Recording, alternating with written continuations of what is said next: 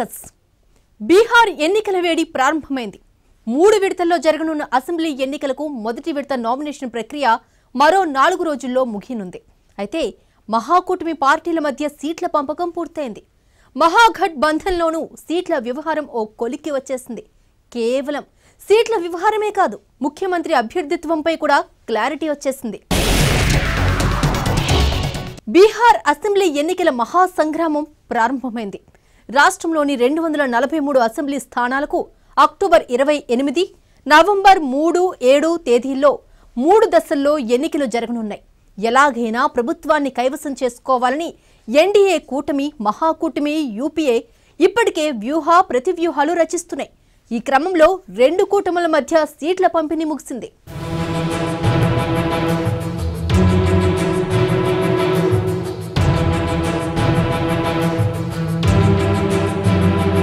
October 28వ తేదీన తొలి దశ ఎన్నికలు జరగనున్నాయి. నవంబర్ 3న రెండో దశ, నవంబర్ 7న మూడో దశ ఎన్నికలను నిర్వహించనున్నారు. 71 అసెంబ్లీ స్థానాలకు తొలి దశలో ఎన్నికలు నిర్వహించనున్నారు. 16 జిల్లాల్లో 31,000 పోలింగ్ స్టేషన్లలో ఆ ఎన్నికలు జరుగుతాయి. ఇక రెండవ దశలో 94 స్థానాలకు 17 జిల్లాల్లో 42,000 పోలింగ్ స్టేషన్లలో జరగనున్నాయి. ఈ మూడవ దశ ఎన్నికలు 78 స్థానాలకు 15 జిల్లాల్లో 33,500 పోలింగ్ స్టేషన్లలో ఉంటాయని సిఈసి సునీల్ అరోరా తెలిపారు.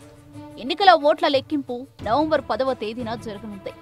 అయితే మొదటి విడతకు సంబంధించి ఇప్పటికే నోటిఫికేషన్ జారీ కాగా నామినేషన్ ప్రక్రియ 8తో ముగియనుంది. బీహార్ అసెంబ్లీలో 243 స్థానాల్లో 38 సీట్లు ఎస్సీ, ఎస్టీలకు కేటాయించారు. ఈవీఎం బటన్లను నొక్కేందుకు గ్లౌజులను ఓటర్లకు ఇవ్వనున్నారు. కోవిడ్ వల్ల క్వారంటైన్లో ఉన్న వారికి కూడా ప్రత్యేక వసతులు కల్పిస్తున్నారు. అయితే ఎన్నికల రోజున చివరి గంట కోవిడ్-19 రోగులకు అనుమతి కల్పించారు. వారి పోలింగ్ స్టేషన్ల వద్ద ఈ అవకాశం ఇవ్వనున్నారు. ఆరోగ్య శాఖ అధికారుల పర్యవేక్షణలో క్వారంటైన్ ఓటర్లు ఓటు హక్కును వినియోగించుకుంటారు. క్వారంటైన్ ఓటర్లకు పోస్టల్ ఓటింగ్కు కూడా అనుమతి ఇచ్చారు. పోస్టల్ ఓటింగ్కు అదనంగా పోలింగ్ చివరి గంట బూత్లో ఓటు వేసే అవకాశం కల్పించారు. పోలింగ్ సమయాన్ని ఉదయం 7 నుంచి సాయంత్రం 6 గంటల వరకు నిర్ధారించారు. అయితే ఇది తీవ్రవాద ప్రభావిత ప్రాంతాలకు వర్తించదని సిఈసి సునీల్ అరోరా తెలిపారు.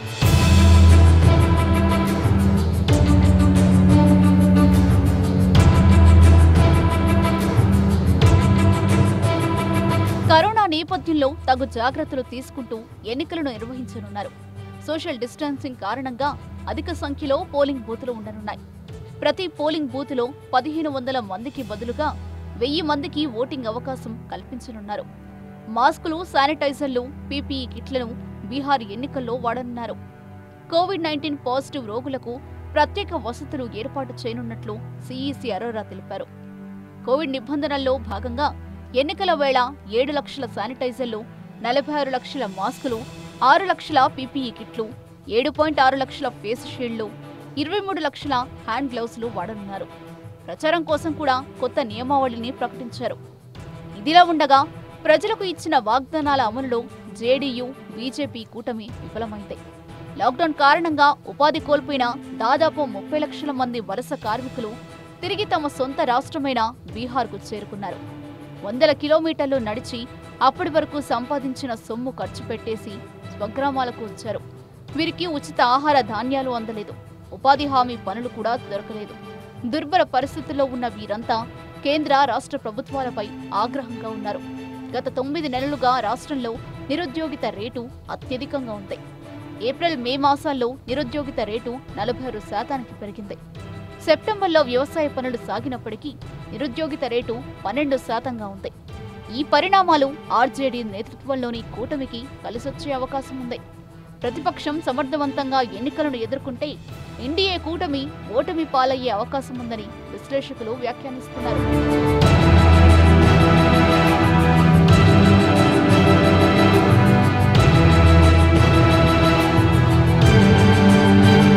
బీహార్ అసెంబ్లీ ఎన్నికల నేపథ్యంలో కేంద్రం ఎన్నికల సంఘం 2 ప్రత్యేక అధికారులను నియమించింది. అసెంబ్లీ ఎన్నికల ఖర్చును అంచనా వేసేందుకు మధు మహాజన్, బిఆర్ బాలకృష్ణన్లను నియమిస్తూ కేంద్ర ఎన్నికల కమిషన్ ఉత్తర్వులను జారీ చేసింది. బీహార్ అసెంబ్లీ ఎన్నికల్లో అభ్యర్థులు, రాజకీయ పార్టీల ఖర్చుల్ని పరిశీలించేందుకు కేంద్ర ఎన్నికల సంఘం ఆధ్వర్యంలో 2 వ్యయ పరిశీలకులను నియమించింది. ఎన్నికల నియమావళి ప్రకారం రాజకీయ పార్టీలు, పోటీ చేసే అభ్యర్థులు ఎన్నికల అధికారులకు పూర్తి సహకారం అందించాలి. అసెంబ్లీకి పోటీ చేస్తున్న అభ్యర్థుల ఖర్చులను 2 అధికారులు పరిశీలిస్తారు. ఏ రోజుకు ఆ రోజు ఏ అభ్యర్థి ఎంత ఖర్చు పెట్టింది లెక్కించి నివేదిక సిద్ధం చేస్తారు. ఎవరైనా అభ్యర్థి ఖర్చులు పెంచితే వారి చర్యలు అధికారుల చర్యలు తీసుకున్నారు.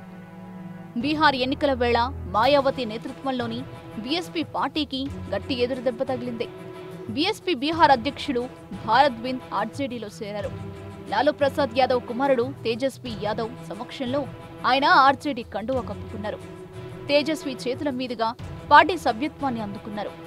ఇదిలా ఉండగా బీఎస్పీ రాష్ట్రంలోని ఆర్ఎల్ఎస్పీతో కలిసి ఎన్నికల బరిలో నిలవనున్నట్టు మాయావతి ఇటీవల వెల్లడించారు. తమ కూటమి తరపున కేంద్ర మాజీ మంత్రి ఉపేంద్ర కుష్వాహాను సీఎం అభ్యర్థిగా ప్రకటించిన విషయం తెలిసిందే.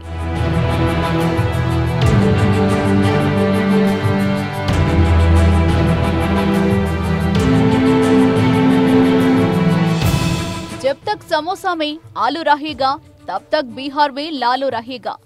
ఇప్పటి వారికి ఈ మాటలు గుర్తున్నాయో లేదో గాని లాలూ తరచూ చెప్పిన మాటలివి. అటువంటిది బీహార్ రాజకీయాల్లో తొలిసారి లాలూతో పాటు మరో 2 కీలక నేతలు లేకుండానే రాష్ట్ర ఎన్నికలు జరగనున్నాయి. సమోసాలో ఆలు ఉన్నంత వరకు బీహార్లో లాలూ ఉంటాడని రాజకీయాలను ఉద్దేశించి మాజీ ముఖ్యమంత్రి లాలూ ప్రసాద్ యాదవ్ సదా చెబుతుండే మాట ఇది. ఇప్పుడు వారికి చాలా మందికి తెలియకపోవచ్చు, కానీ ఇప్పుడలా జరగడం లేదు. నవంబర్లో బీహార్ రాష్ట్ర ఎన్నికలు జరగబోతున్నాయి. రాష్ట్ర రాజకీయాల్లో సుదీర్ఘ కాలం తర్వాత లాలూ ప్రసాద్ యాదవ్తో పాటు మరో 2 కీలక నేతలైన శరద్ యాదవ్, రామ్ విలాస్ పాస్వాన్లు లేకుండానే ఎన్నికలు జరగనున్నాయి. గత ఎన్నికల్లో సూపర్ స్టార్ ప్రచారకుల్లా ఉన్న ఈ 3 నేతలు ఇప్పుడు బీహార్ ఎన్నికల్ని మిస్ అవుతున్నారు. అనారోగ్య కారణాల దృష్ట్యా ఈ 3 నేతలు వివిధ ఆసుపత్రుల్లో చికిత్స పొందుతూ ఎన్నికలకు దూరంగా ఉన్నారు. తమ పార్టీల ప్రచారంలోనూ టికెట్ల పంపిణీలోనూ ఈ 3 గత ఎన్నికల్లో కీలకంగా వ్యవహరించారు. గత ఎన్నికలే కాదు, ఎన్నికలెప్పుడున్నా వీరిదే హవా నడిచేది. కేంద్ర మంత్రి రామ్ విలాస్ పాస్వాన్ ఢిల్లీ ఎయిమ్స్ లో ఐసీయూలో ఉండగా రాజధాని నగరంలోని మరో ఆసుపత్రిలో శరద్ యాదవ్ చికిత్స పొందుతున్నారు. ఇక తాణా స్కామ్ లో జైలు శిక్ష అనుభవిస్తున్న లాలూ ప్రసాద్ యాదవ్ రాంచీలోని ఆసుపత్రిలో చికిత్స తీసుకుంటున్నారు.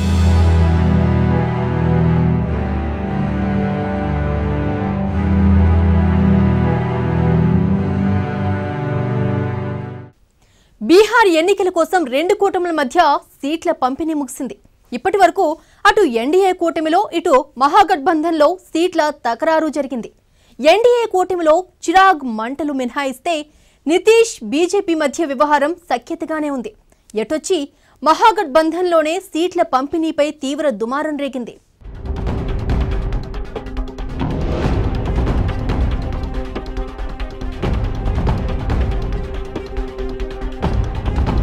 మొత్తం 243 సీట్లకు గాను జేడీయూ 122 సీట్లలో, బీజేపీ 121 సీట్లలో పోటీ చేయాలని నిర్ణయించుకున్నాయి.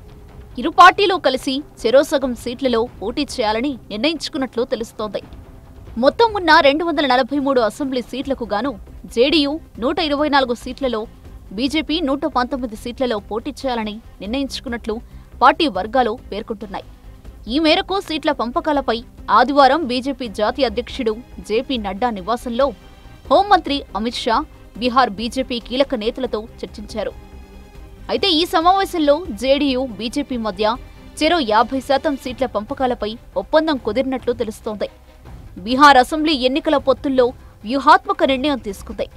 ఇండియాలో భాగస్వామిగా ఉన్న లోక్ జనశక్తి పార్టీకి ఒక్క సీటు కూడా పంచకుండా ఉద్దేశపూర్వకంగా వెళ్లగొట్టింది. అదే సమయంలో ముఖ్యమంత్రి నితీష్ కుమార్ సారథ్యంలోని జనతాదళ్ యునైటెడ్ తో సీట్ల సర్దుబాటును ఖరారు చేసింది. జేడీయూ పోటీ చేసే 124 సీట్లు పోగా మిగిలిన 119 సీట్లలో బీజేపీ బరిలోకి దిగనుంది. కాగా ఎన్డీఏ కూటమిలోని మరో పార్టీ జితన్ రామ్ మాంఝీకి చెందిన హిందుస్థానీ అవామ్ మోర్చాకు జేడీయూ కోటాలో సీట్లు ఇవ్వనున్నట్లు తెలుస్తోంది. హెచ్ఎంఏ అభ్యర్థులందరూ జేడీయూ బీఫామ్తో ఆ పార్టీ ఎన్నికల గుర్తుపైనే పోరాడుతారని తెలుస్తోంది.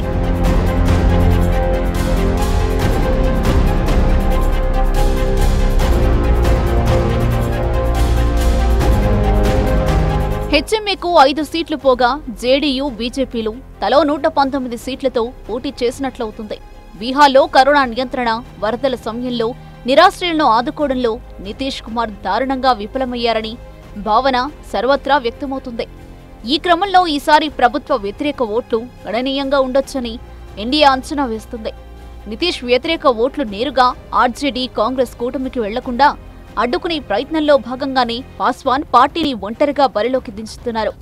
తాము ఎన్డీఏ నుంచి విడిపోవడం లేదని, బీజేపీకి నీడలా వ్యవహరిస్తామని ఎల్జేపీ నేతలు బాహాటంగానే చెప్తున్నారు.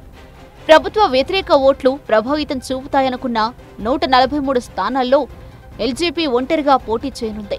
మోదీతో శత్రుత్వం లేదు, కానీ నితీష్ను భరించలేం అనే నినాదంతో ఎల్జేపీ ప్రచారం చేయనుంది.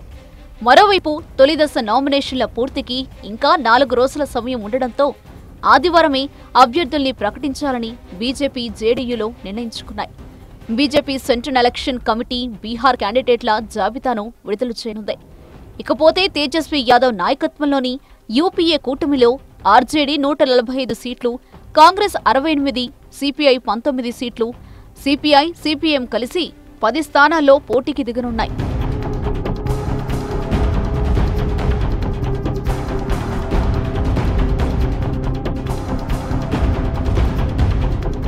మహాకూటమికి రాష్ట్రీయ జనతాదళ్ నాయకుడు తేజస్వి యాదవ్ రథసారథిగా వ్యవహరించనున్నారు. ఈ మేరకు పాట్నాలో జరిగిన సమావేశంలో మహాకూటమి నాయకుడిగా ఆర్జేడీ నేత తేజస్వి యాదవ్ను కాంగ్రెస్, వామపక్ష నాయకులు ఏకగ్రీవంగా ఆమోదించారు. Congress, RJD, CPI, CPI, CPM నేతల మధ్య సీట్ల పంపకాల అనంతరం వారితో కలిసి తేజస్వి యాదవ్ మీడియాతో మాట్లాడారు. అయితే తొలుత కాంగ్రెస్ తేజస్వి యాదవ్ అపరిపక్వ నేత అని కయ్యానికి కాలు దువ్వింది. దీంతో కూటమికి బీట్లొస్తాయని అందరూ భావించారు. చివరకు మహాగఢ్ బంధన్ గనక అధికారంలోకి వస్తే ఆర్జేడీ నేత లాలూ ప్రసాద్ యాదవ్ కుమారుడు తేజస్వి యాదవ్ను ముఖ్యమంత్రి అభ్యర్థిగా కూడా ముందుకు తెచ్చారు. దీనికి ఇతర పార్టీలు సైతం మద్దతిచ్చాయి. బీహార్ ఎన్నికల్లో రాష్ట్రంలో ప్రధాన విపక్షాలతో కూడిన మహాకూటమి సీట్ల పంపిణీపై ఏకాభిప్రాయానికి వచ్చింది. 243 నియోజకవర్గాలకు గాను 70 స్థానాల్లో కాంగ్రెస్ పార్టీ పోటీ చేయవచ్చు.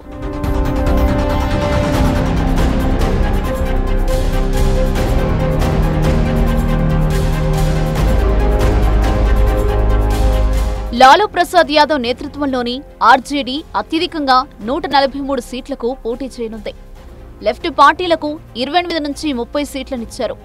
సీట్ల ఒప్పందం కుదరడంతో ఇరు పార్టీలు 50:50 సీట్లలో పోటీ చేయాలని నిర్ణయించుకున్నట్లు తెలుస్తోంది. 243 స్థానాల్లో ఆర్జేడీ 144 సీట్లలో పోటీ చేస్తుండగా 70 స్థానాల్లో కాంగ్రెస్ బరిలోకి దిగనుంది. మిగతా 29 స్థానాలను వామపక్షాలకు విడిచిపెట్టారు. జార్ఖండ్ ముక్తి మోర్చాలకు తమ కోటా నుంచి సీట్లు కేటాయిస్తామని తేజస్వి యాదవ్ చేసిన ప్రకటనతో వీఐపీ అసంతృప్తి ప్రకటించింది. తమకు గౌరవప్రదమైన స్థానాలు ఇవ్వలేదని వీఐపీ పార్టీ కూటమి నుంచి బయటకు వెళుతున్నట్లు వెల్లడించింది. గత ఎన్నికలతో పోలిస్తే కాంగ్రెస్ కు ఈసారి రెట్టింపు సీట్లు కేటాయించారు. ఇలా అన్ని పక్షాల్లోనూ సీట్ల పంపిణీ కొలిక్కి రావడంతో ఇక కార్యక్షేత్రంపై దృష్టి సారించాయి.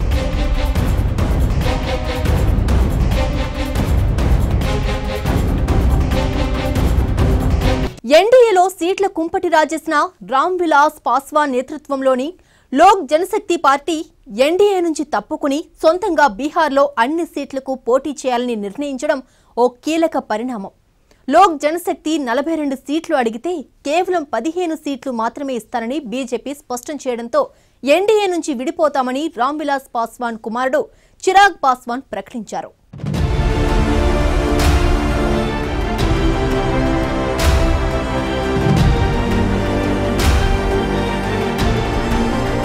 బీహార్లో దళిత ఓటు బ్యాంకు బలంగా ఉన్న ఎల్జేపీ పార్టీ సుదీర్ఘకాలంగా అటు కేంద్రంలో ఇటు రాష్ట్రంలో ఎన్డీఏ భాగస్వామిగా కొనసాగుతుంది. అయితే ఎన్నికలు ప్రారంభం కాకముందు నుంచే ఎల్జేపీ నేత చిరాగ్ పాస్వాన్ బీహార్ సీఎం నితీష్ కుమార్ పై విమర్శలు సంధిస్తూ వస్తున్నారు. జేడీయూతో సమానంగా ఎల్జేపీకి టికెట్లు ఇవ్వాలని, లేకుంటే ఒంటరి పోరుకు దిగుతామని పాస్వాన్ హెచ్చరించారు.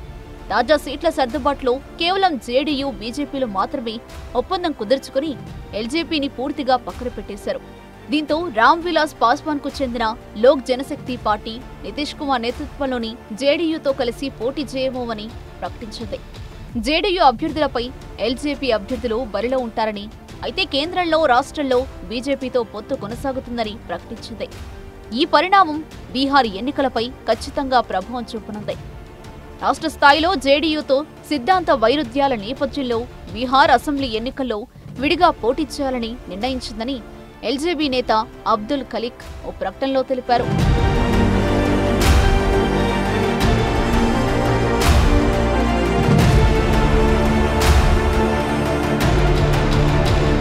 బీహార్ ఎన్నికల్లో చిరాగ్ పాస్వాన్ నేతృత్వంలోని లోక్ జనశక్తి పార్టీ ఒంటరిగానే పోటీ చేయవచ్చునని తెలుస్తోంది.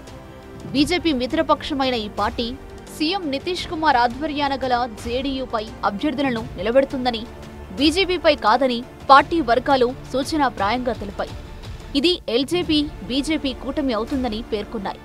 కాగా చిరాగ్ పాస్వాన్ తండ్రి కేంద్ర మంత్రి రామ్ విలాస్ పాస్వాన్ కు గత రాత్రి ఢిల్లీలోని హాస్పిటల్లో హార్ట్ సర్జరీ జరిగింది. ఆయన ఆరోగ్యం గురించి ప్రధాని మోదీ, రక్షణ మంత్రి రాజ్నాథ్ సింగ్ చిరాగ్ కి ఫోన్ చేసి తెలుసుకున్నారు. బీజేపీ బలోపేతానికి తమ పార్టీ కృషి చేస్తుందని చిరాగ్ పాస్వాన్ మళ్లీ ప్రధానికి స్పష్టం చేశారు. బీహార్ ఫస్ట్, బీహారీ ఫస్ట్ నినాదంతో ఎల్జేపీ ఎన్నికల బరిలో ఒంటరి పోరుకు సిద్ధమైంది. బీజేపీ కూటమికి మద్దతుగా ప్రధాని నరేంద్ర మోదీ నాయకత్వాన్ని బలోపేతం చేసేందుకు ఎమ్మెల్యేలు పనిచేస్తారని ఈ సమావేశంలో తీర్మానం చేశారు. నితీష్ నాయకత్వంలోనేనంటూ బీజేపీ కాగా, నితీష్ కుమార్ నేతృత్వంలోని ఎన్డీఏ కూటమి అసెంబ్లీ ఎన్నికలకు వెళుతుందని ఇప్పటికే బీజేపీ ప్రకటించిన విషయం తెలిసిందే.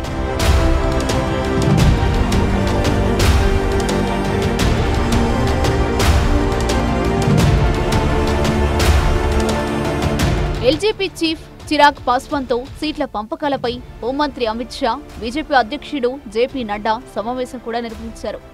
243 స్థానాలున్న అసెంబ్లీ ఎన్నికల్లో 143 సీట్లలో నితీష్ కుమార్ పార్టీ జేడీయూ పోటీ చేసేందుకు ఒత్తిడి చేయడంపై ఎల్జేపీ వ్యతిరేకతను వ్యక్తం చేస్తోంది. ఎల్జేపీతో బీజేపీకి ఎలాంటి విభేదాలు లేవని అమిత్ షా చెప్పగా, ఓ ఎల్జేపీ సీనియర్ నేత మాత్రం సీట్ల పంపకాలు ఇంకా పూర్తిగా జరగలేదని అన్నారు. కాగా నితీష్ కుమార్ నేతృత్వంలో పనిచేసేందుకు ఎల్జేపీ నేతలు వ్యతిరేకిస్తున్నారు. 2015లో 42 స్థానాల్లో పోటీ చేసిన ఎల్జేపీ 2 స్థానాల్లో గెలిచింది. బీహార్ విజన్ డాక్యుమెంట్ పైన ఇరు పార్టీలు ఏకాభిప్రాయానికి రాలేదని, సిద్ధాంత వైరుధ్యాలతో తాము జేడీయూతో తెగదెంపులు చేసుకున్నామని ఆ పార్టీ పేర్కొంది. ఎన్నికల అనంతరం బీజేపీ ఎల్జేపీ ప్రభుత్వం ఏర్పాటవుతుందని, ప్రధానమంత్రి నరేంద్ర మోదీ చూపిన అభివృద్ధి బాటలో ముందుకు సాగుతామని తెలిపింది. కూటమి నుంచి వైదొలగడానికి కారణం జేడీయూతో సైద్ధాంతిక విభేదాలేనని తెలిపారు. 143 శాసనసభ నియోజకవర్గాల్లో ఒంటరిగానే పోటీ చేయాలని నిర్ణయించినట్టు తెలిపారు.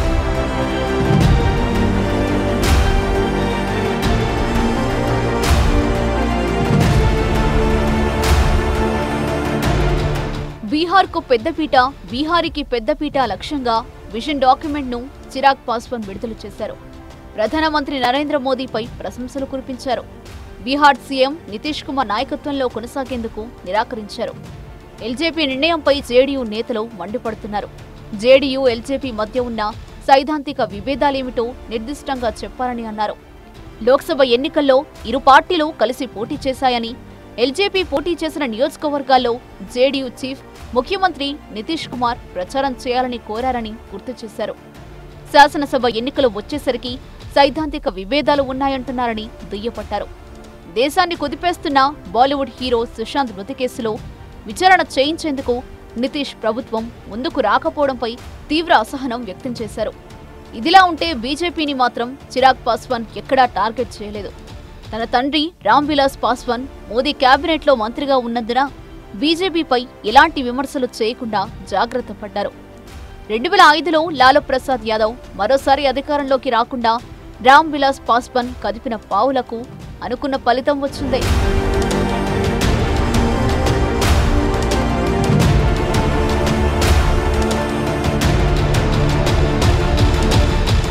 బీహార్ తొలిదశ ఎన్నికలకు నామినేషన్ల దాఖలు ప్రారంభం కావడంతో రాజకీయాలు రసవత్తరంగా మారాయి. ఎన్డీఏ కూటమి, మహాకూటమి పేరిట పార్టీలు రెండుగా ఏర్పడ్డాయి. అయితే ఈ ఎన్నికల్లో నితీష్ కి వ్యతిరేక పవనాలు వీచే అవకాశం ఉండటంతో బీజేపీ ఎత్తుకు పై ఎత్తు వేసింది. ఎన్డీఏ కూటమిలోనే ఉన్న ఎల్జేపీని ఒంటరి పోరుకు సిద్ధం చేసింది. మరోపక్క ఎల్జేపీ సైతం నితీష్ ను వ్యతిరేకిస్తూ బీజేపీకి మద్దతిస్తూ 2005 నాటి ఎజెండాను అమలు చేస్తోంది. దీనివల్ల విపక్షానికి ఓటమి తప్పదని, అధికార కూటమికి చీలిక తప్పదని రాజకీయ